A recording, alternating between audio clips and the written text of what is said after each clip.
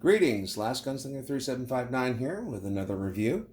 As you can see, this is Daikuji, Japanese for dark edge. It is a creation from a bladesmith down in West Virginia named Brent Vance. He and I both belong to a couple groups on Facebook, Blades of History and All Swords Mark II. This would be the first blade that I bought from him after he and I had a conversation over Facebook Messenger. I purchased it and was very, very impressed. As you can see, this is a handmade leather sheath, hand-dyed, hand-stitched, and it is able to be horizontal or vertically carried, left or right. So that is an extremely cool design, and he basically makes, as you can see, Japanese-themed blades. This one has a gun-blued finish and stabilized eucalyptus scales with copper pins. This one's triple pinned. Very nice knife. If you want to find out more about it, I suggest you check out the review of it on my channel. Now, I have two other knives from him that I purchased, and I apologize, it's been a while since I've been able to review anything, but the reason why is anytime I buy anything from a knife maker, all right, if it's made by them and trademarked by them, I always like to have a notarized sheet telling me the construction process, what it's made of, how it was made, when it was made, all right, and then of course a notarization so that I know exactly who made it and I can prove it. I'm sure you probably understand if you had an original Gil Hibben creation when he first started getting into blade making, it would be worth a lot of money and you'd have some serious bragging rights. So this will be the second purchase from Brent Vance. This is a utility knife, all right, and it's only for scout carry, left or right-handed. The loops do go over all the way, and is a very, very nice knife to carry, very unobtrusive. It's nice and small, but it's definitely going to be capable of just about anything you would use a knife for. So as you can see, it has the same trademark hand-dyed, hand-stitched, hand-created sheath. All right, very nice leather, very thick, very durable, and very well treated so that it's not going to degrade on you. Now, as you can see, when we pull it out of the sheath, and the retention is integral, all right, there's no snaps or anything in this sheath that I just dropped on the floor. It is all made to fit this specific knife, so there is no need for straps or snaps or anything else. It's very, very cool. So, this is the blade itself. Okay, as you can see, it is styled after the Hiko no Kami friction folders, which are so common and popular in Japan and around the world for that matter. It's a very good design for a utility knife. You can see that it is an extremely thick blade. All right, that's thicker than normal, I would imagine. Now, this is again a utility EDC sized fixed blade, and it is inspired by the Higo no Kami friction folders used in Japan. You can see the same blade style in many different blades that are for sale around the world, and it's been copied several times. It's a mini cleaver style blade with a very sharp tip, although you may not be able to tell because of the design. All right, it actually does have an extremely sharp tip, but of course, when you see, this flat here, you don't really sense, it would be good for thrusting, but it would definitely be good for piercing, especially if you're making a slash cut or something like that. Now, it has an excellent tip strength, especially with the blade stock, and the curve is going to be good for slicing. Now, this was made with the stock removal method, which means he gets a bar of steel, all right, and he would flatten it out, and then he would go ahead and use power tools and or machinery to go ahead and remove material, shape the blade into what he wants it to be, and then go ahead and heat treat it so that he hardened the blade, and then go ahead and sharpen it. Now, this guy, he has some of the sharpest blades I've ever held in my life, okay?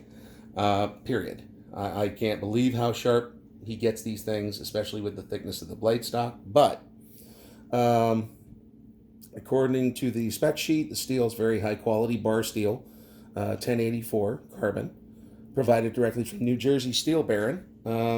This is his own design. It is, of course, inspired, but it's his own design.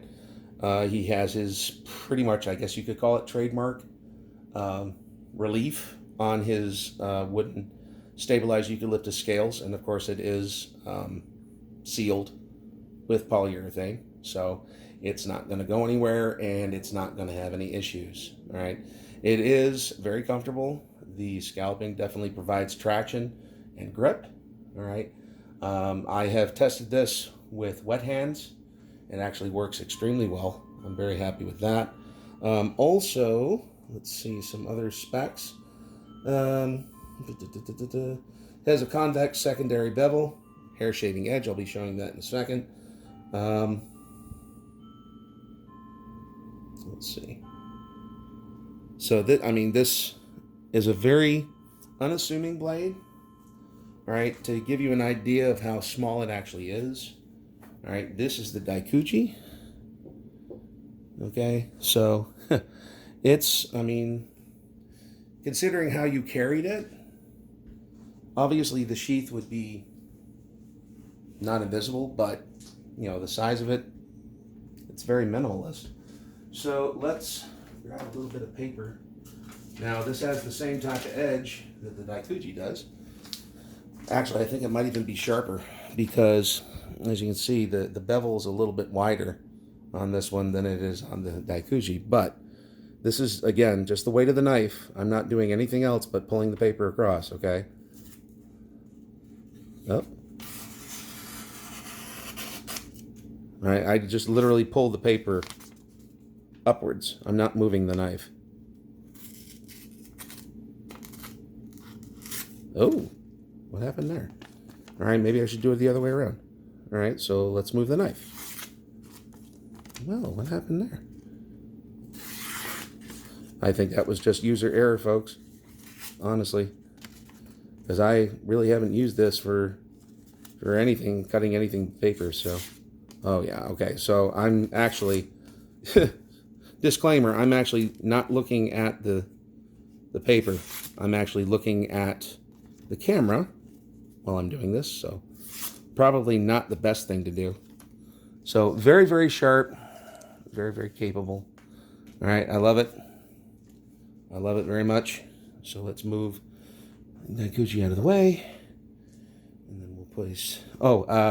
Now I've named this one as well as I named all my blades that I purchased that are handmade. So this is again Daikuji. All right, now this one I have named Mainichi, which translates into everyday or everyday use, or EDC. So I think that name fits this one and this one. So we'll move that up. And we'll move on to the newest one. Now the newest one is actually my favorite one. And, well, you can be the judge for yourself. It is very, very similar, but not the same. So this is my newest knife. So I've named this one hiroku, which is translated into Japanese for wide belly. Well, you're going to see why in just a second. Of course, same type of sheath, hand tooled, hand dyed, leather, hand stitched. Okay, scout carry, vertical, horizontal, left to right.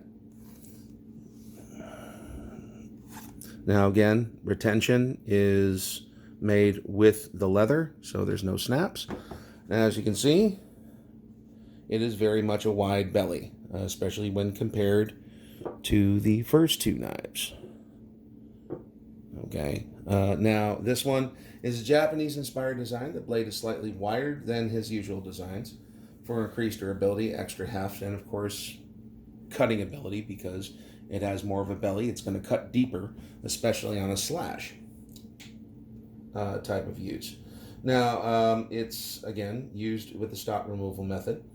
and it was also made from a bar of steel from New Jersey Steel Baron. Now again, 1084 carbon steel, thorough hardened heat treatment, 3/16 of an inch thick. Blade is roughly 5.5 inches of cutting edge, and then the overall length is about 9.5. Two-toned acid wash finish. He kind of went a little different. He didn't do a gun blued. He wanted something that is kind of rustic and used looking, but not used looking. I think he accomplished that. A little bit wide on the bevel. As you can see there, very highly polished. He kind of went the same way he did with this one, about the same width of the bevel there. Right, this one is a very thin bevel in comparison. You can see it there. Okay, so this one has a beveled spine. Okay, you've seen this on a couple different designs, I'm sure. Now, one that uses it is the Cold Steel Outdoorsman. Is the first time I've seen a design like that with the beveled spine. Now, beveled spine, Brent is saying that he made the beveled spine for reduction in weight. But another way that this can be used, and the hunters can back me up, is that this one can be used as a bone cracker. Because it is not a sharpened edge, it's completely dull, but it is much narrower, and the narrower a surface area of a striking surface, all right, the more concentrated the energy of that strike. So this can be used as a bone cracker for hunters. Okay, bring this down on the bone like this, it's going to break the bone. That way, if you need to get to the marrow or whatever you're doing as a hunter, you can use it that way. Now, of course, has the stabilized solid eucalyptus handle scales and custom dyed brown leather sheath with a finish. Now, this has a different thing. I'm going to see if I can get, if I turn on this light, see if you can see it. What he's been able to do, so I can get it to show up. What he's been able to do in this is, now this is eucalyptus wood. It doesn't have any iridescent properties that I know of. But what you are able to do is he was somehow, through the use of his polyurethane, he was able to get, and I can't really get it here, he was able to get a certain amount of iridescence, all right, depending on how the light hits it, right along where the pins are, all right, there is a certain amount of shine, especially in sunlight, all right. Sometimes you can get it to work if you have a light source. Well, actually, wait a minute. Maybe we can use, do I have a flashlight here? Yes, I think I do. Stand by for just a second.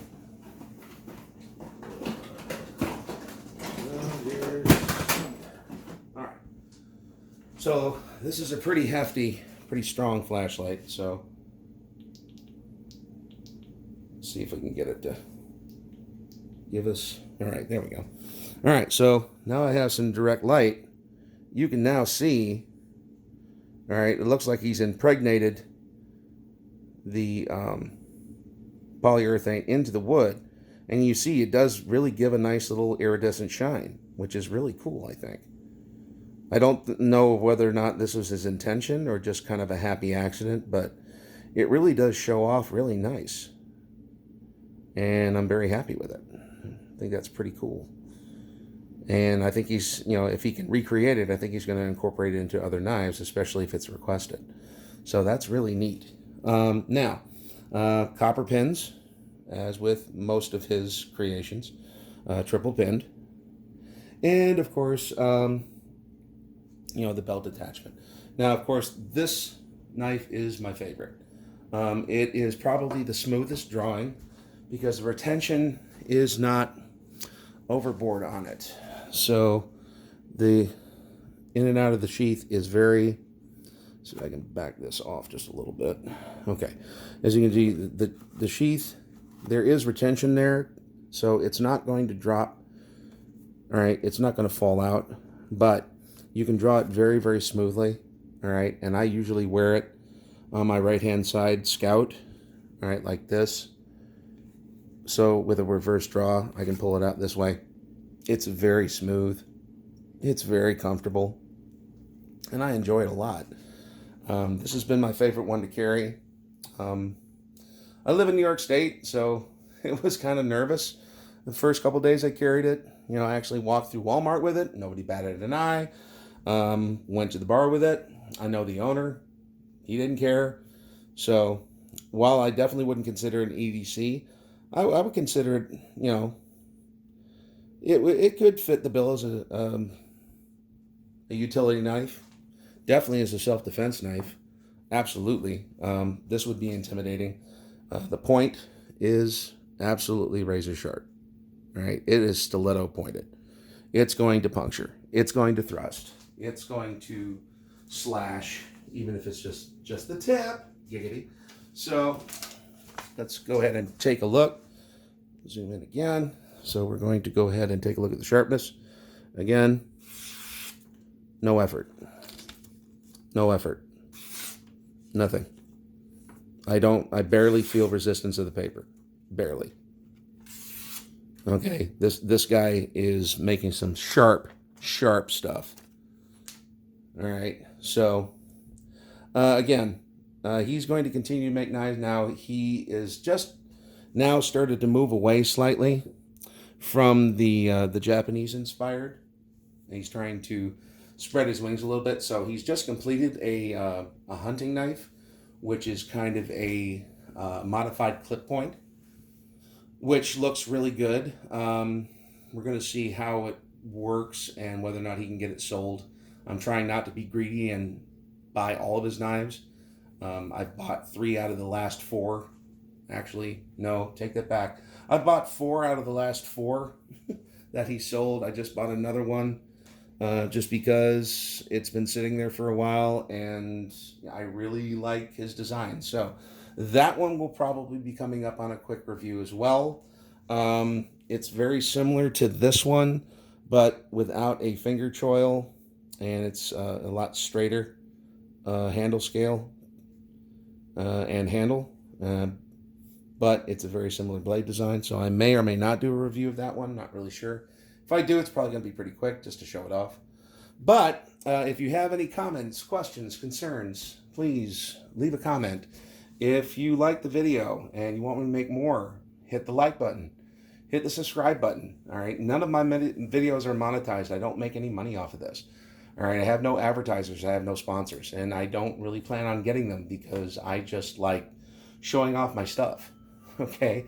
So if you want to have me review or take a look at anything in particular, let me know.